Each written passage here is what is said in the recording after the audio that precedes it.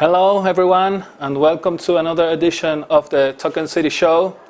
Today we have a very unique guest, one of the early pioneers of the blockchain industry. He co-founded Coinfirm right after the blockchain network was launched, and that company is today one of the main blockchain analytics companies in the world. Now he's doing the same with Copernic Space, the only marketplace in the world for space assets. His name is Blaisdell, and it's a pleasure to have him here today. Hi Grant, how are you doing? Welcome to the show. Good. Thanks for having me. Yeah, it's a pleasure to have you on. Welcome to the show. As you know, I've been following your trajectory for a few years now, but I'm sure there's a lot of people watching us who would like to know a little bit about your journey. How about you tell us a little bit about it? From a blockchain sense or in general? Because I can do both. Yeah, as you like it. Well, as you prefer. Myself personally, I've been involved, let's say, in the startup space since I was a late teenager. So I had my first one when I was 19. I'm originally born in Southern California. That's where I had my first startups, where I was focused on digital media distribution platforms, how digital media is monetized, and how that monetization goes back to the rights holders or the creators. Partially, this was my focus because I've been doing music since I was a child, and that's the industry that I always wanted to affect the most. And that's also how I got into the blockchain technology market. Originally was I wanted to apply this technology. So around 2012-13, I wanted to apply this technology to digital media platforms, right? So I've been around this technology as a market for over a decade at this point, and has watched it mature, both technologically, but obviously also as a market that is aware in the minds of business as well as the average person. And that eventually led me to becoming co-founder and chief marketing officer for Coinfirm, which, as you mentioned, is one of the leading analytics as well as AML platforms, anti-money laundering platforms in the crypto market. But I'm third generation aerospace, so the story behind me starting Copernic Space actually starts with my grandfather, who helped build a national space program in Central Europe and Poland in the 60s and 70s, and has served as a legacy for me to build on when it comes to applying this technology to what's going to be the largest, most valuable and important market on Earth, ironically, which will be the space economy.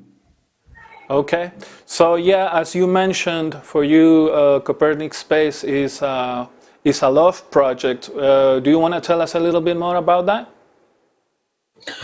Sure. Well, it fits into that story.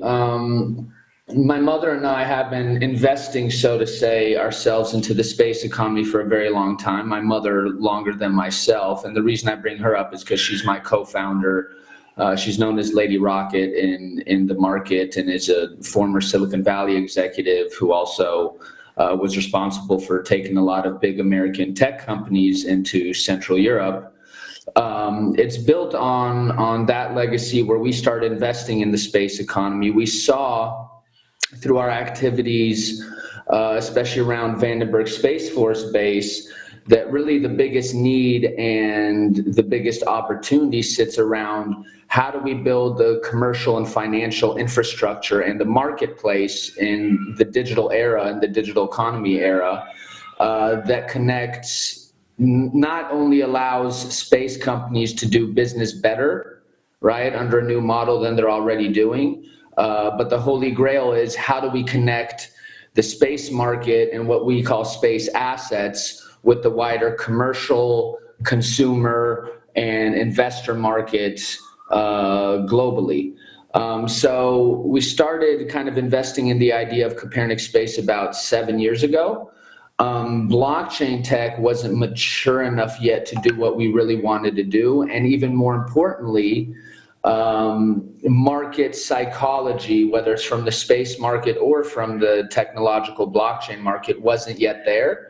But in 2020, I saw these two markets colliding, and the maturity of both the tech as well as the mentality, the psychology, getting to a certain point. So in 2020, I formally launched Copernic Space to serve as the marketplace and the foundation for this new space economy and space assets, what we call real world space assets and what we call financial space assets. A lot of people don't understand how big the space market already is. They only kind of see Musk and NASA and a little bit of Bezos. So they see a few billionaires and NASA and maybe ESA, European Space Agency, playing around this. But they don't understand it's already a $500 billion market. They don't understand usually how much does advancements in space or investments in space provide tangible results and benefits here on Earth. And a lot of people don't understand how viable and reachable of a market it actually can be, that it's not just for billionaires and a couple national agencies. So, you know, the values and the mission behind Copernic Space are extremely important, but it's also built on one of the biggest economic opportunities that we'll see in our lifetime, which is the democratization and creation of this new space economy that is accessible to everyone practically. Agreed, agreed. We definitely share that mission as a whole for the tokenization economy, for the token economy. But for those who maybe are hearing about this for the first time, how would you describe in simple terms what Copernic Space does? Copernic Space utilizes blockchain technology to enable space companies to tokenize their assets, whether that is payload within a rocket that they own, whether that is satellite imagery and related data, which we personally love at Copernic Space, or what we'll get on into later on, which are these financial space assets, which represent a stake or share in a space company or even a space asset itself. So I'm not, you know, investing into the space company, but I'm investing into the assets they're creating that are generating revenue. So we enable these space companies to tokenize these assets, attach utilities where applicable, and list them on a marketplace to the wider commercial organizations, individual investors around the world, and create a peer-to-peer, secure, and seamless process between them to transact, and where applicable, have a secondary market to trade these space assets, which is also a big revolution when it comes to space in general. So once again, we're really building that commercial and financial infrastructure underlying this new space economy with the user interfaces and the marketplace on top that enables these space companies, their partners, other companies, individuals, etc., to interact, transact, utilize, and trade these space assets. So the revolution isn't so much in the idea of a marketplace for a newer, maturing market, but is more so in the revolution of how we're applying blockchain tech to do this, creating the business models, and doing it for the space economy, which is easier than people think, but is a very hard and challenging market at the end of the day. Yeah. And by the way, I don't know if you knew this, Javier, but you know, a few months ago, Spain announced at the very least the launch or beginning of its own national space program and earmarked, I believe, 700 million euros towards it. So it's a market that any country or any big billionaire, as you've seen, are fighting to get into and have a strong position in, whether you're Spain or your countries like Rwanda or Nigeria in Africa. Yeah. All these nations are looking to invest more into the space economy. Yeah. Well, I was not aware of what you just told us, but I mean, it doesn't surprise me. I know what I do know about the industry after I learned that you co-founded Copernic Space is that there are a lot of, like you said, it's a 500 billion market already, right? There's a lot of activity that doesn't necessarily reach the mass media. It would be great to find out a little bit about some of those projects, how you see the industry evolving at the moment. Yeah, I'm very use case driven. So, you know, with us, I can just give you some examples. So, for example, right now we're working with a company called Exos Aerospace. They're one of 3 licensed reusable rocket providers in the United States, them, SpaceX, and Blue Origin, on tokenizing their cargo, so their physical space, placing that on our marketplace so that the wider commercial market not only has a place to easily discover this, but to acquire the rights to that physical space and utilize that physical space and send something up. And then we also utilize our platform to create new space assets out of things people are sending up. Because if I'm sending something up into space, I'm creating a whole new asset that has some future economic viability and capability. So the reason I bring this up is because pretty soon you will see a marketplace, whether you want to send something up into space, which is called upstream, or you want to acquire satellite imagery or satellite data that can help you with agriculture or traffic or environmental concerns like pollution, etc. So you're going to have a marketplace to easily discover and acquire and use these real world space assets, right? And then in the very near future, you will have a similar model, but when it comes to investments, right? So venture capital, and there's a lot of comparisons actually to how the crypto market got created. Venture capital is generally not very well set for the needs of the space economy. It's usually quite high risk, quite high tickets, and the liquidity event timelines for your investment are like 20 years, you know, to liquidate your investment.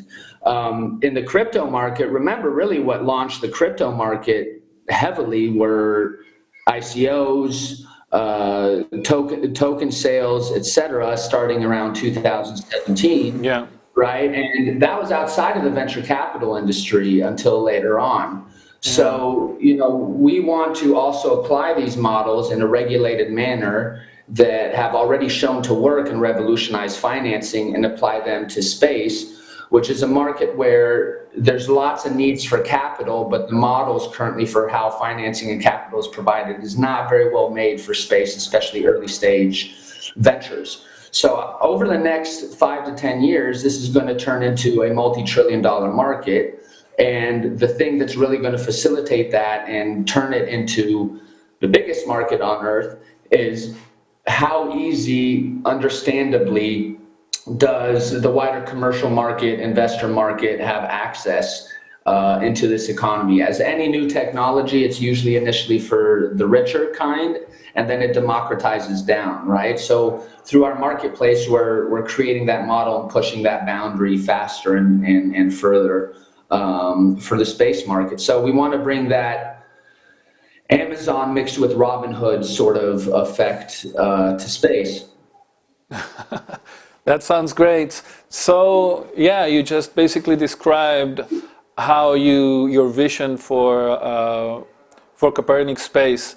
How do you see, like you said, it's a $1 trillion market. How do you see the company, let's say, with a timeline of 5 to 10 years?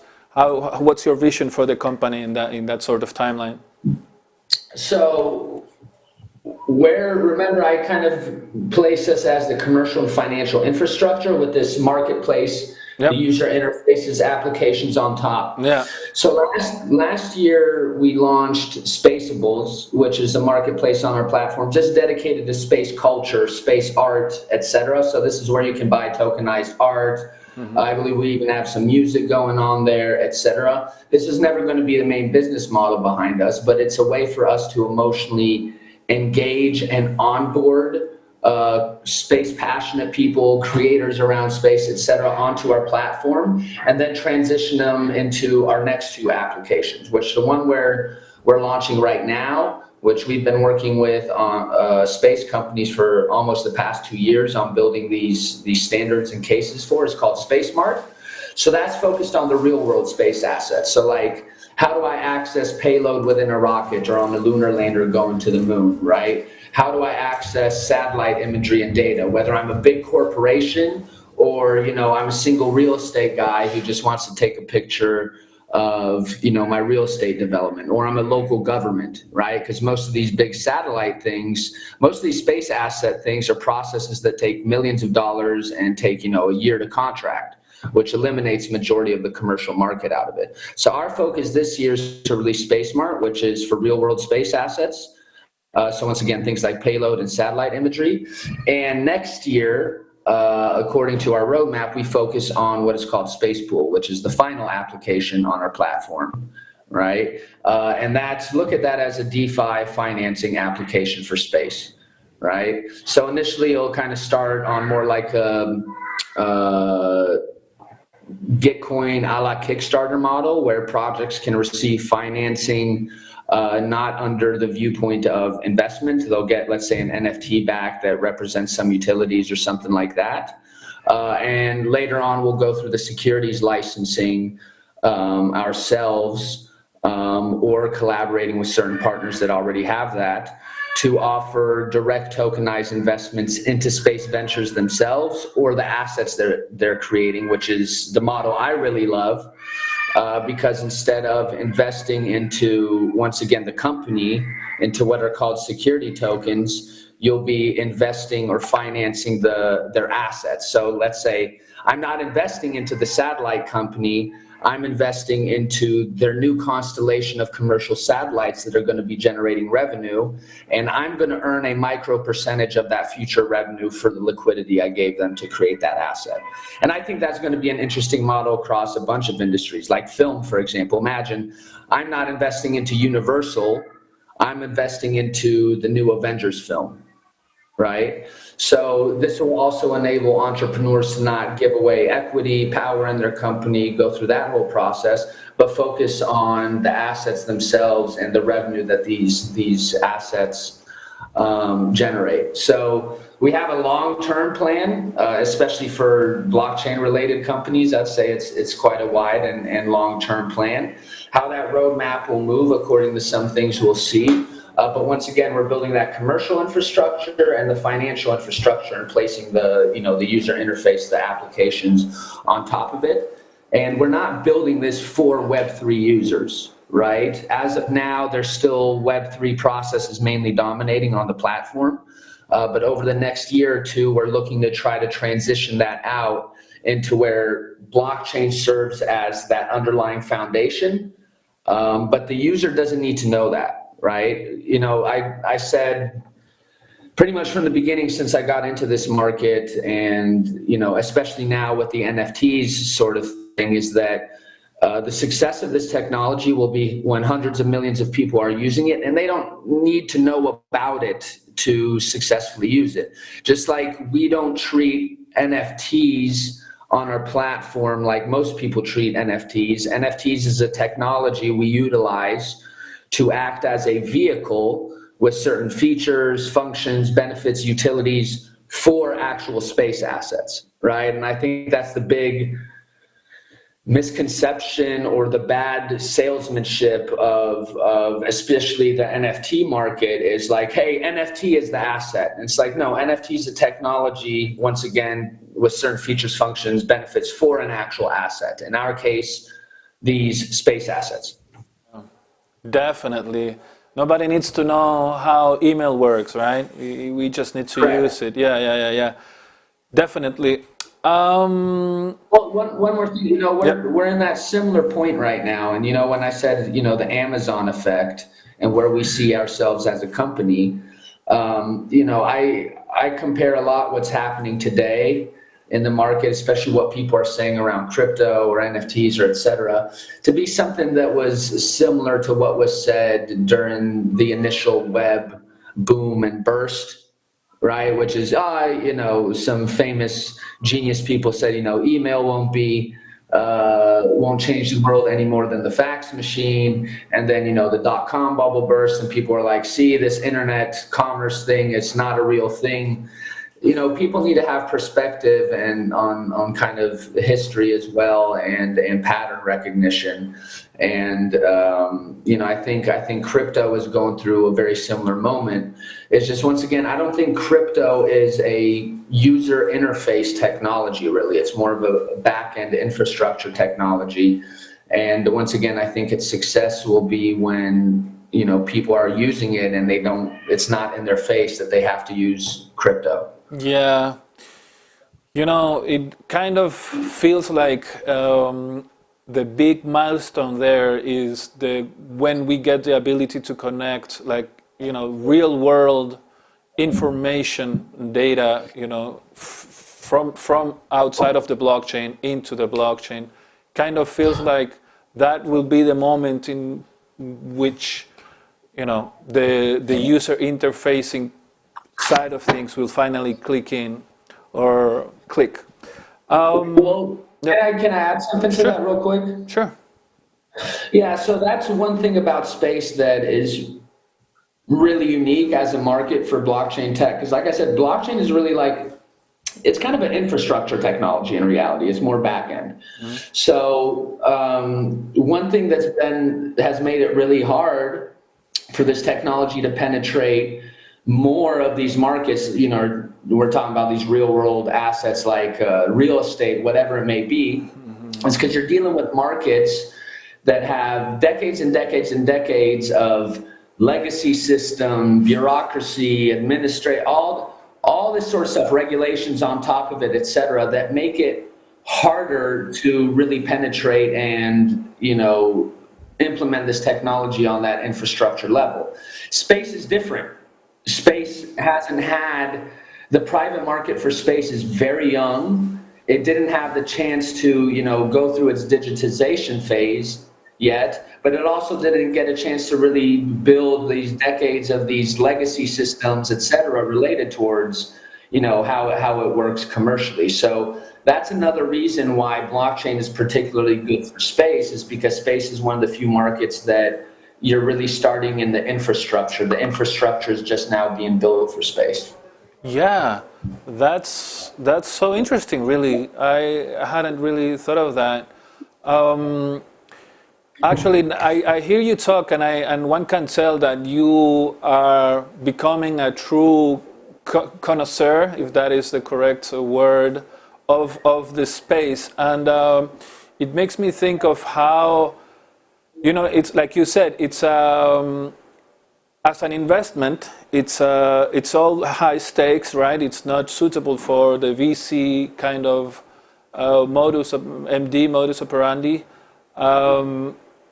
But in terms of as an industry, it's extremely make or break, right? It's very binary in terms of you either succeed or fail, and there's nothing in between, really, or so to speak. And in that kind of context, how do you, coming, so to speak, from another sector, how do you build trust? You have in your board of directors the former director for aerospace at the U.S. Department of Commerce. Yeah. And you yourself, you have a NASA profile, and so does Copernic Space. So how does that come about? How do you manage in such a serious business, so to speak? One thing we want to show as a product, as a company, as our values, is that space is a lot more accessible and open than people realize. Part of that is I think people in space like to make it seem like it's something very hard, for their own benefit. But space, like I said earlier, space is extremely hard. We're trying to make it easier. The building the trust thing is there's also cultural change happening in the space economy where, it's been very dependent on government contracts, right? There's limited access to financing, right, and revenue. So a good portion of this new space economy, these new companies that are coming out, et cetera, they understand that they need to start looking in a different direction. And even the bigger, more traditional guys understand that the market is going to change, right? Like space is not going to be excluded from the digital commerce revolution, fintech, et cetera, right? But first and foremost, you need to, have legitimate things you're trying to do, right? A lot of things in space sound crazy. For us, we have some track record, we had some track record in the space already. It's not like we're walking in off the street. I've invested years into understanding, how this stuff works and how we could build a product or model that actually applies and works for the space economy. We're looking to build a foundation for it that's here for decades to come, and not just, abstractly shove crypto into the idea of space. I think you have to be obviously doing something exciting because it is space, but almost doing anything in space is technically exciting. I think you have to know what you're talking about to some degree. But the beautiful thing about space, just like I was talking about the infrastructure thing, is this new space economy needs every type of person, right? A big thing we try to do through like our Lady Rocket Foundation, which is a foundation me and my mother have that's doing education programs around space in schools around the world, is to communicate that, hey, space needs every type of person. It's not just for rocket scientists, et cetera. It needs good marketing people. It needs salespeople. It needs all different types of personalities to come into this new space economy. Just like, if we were talking about the crypto market 10 years ago, the crypto market needed to professionalize. Space doesn't necessarily need to professionalize. It needs to expand itself and how it views the commercial and the global market, because even the global market's quite segmented, right? So, it's, once again, it's not easy, but this is, my life's investment in a certain way. So if you're doing something valid, there's somebody in space who will listen, and it's a lot more reachable than people think. So, if I could give anybody who's watching this any sort of inspiration, is, most people have a passion for space. Space is very much a new and more open market than people realize, and it is a market that you can enter no matter what kind of person you are. Awesome. So, Grant, I love what you just told us. We are running out of time, so one last question for you. Just tell us anything you want to share with our audience. Well, first off, no matter what your thing is, emotionally, ideologically, spiritually, or whatever market you're focused on business-wise, figure out how you can leverage space. Space is going to affect pretty much every industry and market on Earth, especially things like satellite imagery and data. Try to get involved in space in even some small ways. For example, on platform, we have our own assets we're releasing soon called our passports, which give you certain features, functions, benefits on our platform, access to unique things. Start getting involved in this market. It's very much like having a discussion over 10 years ago around crypto, et cetera. You can still plant your flag in this market and support, companies, projects like ours that are risking it all themselves to build new foundations for this market in particular, and democratize that access once again, so that it's not just X amount of billionaires and big nation states, but this is an economy and an asset class, a space asset class that is owned by a diverse range of people around the world.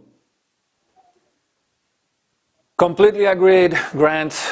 Well, we have reached the end of our time. It was a pleasure talking to you tonight. Thank you so much for coming on.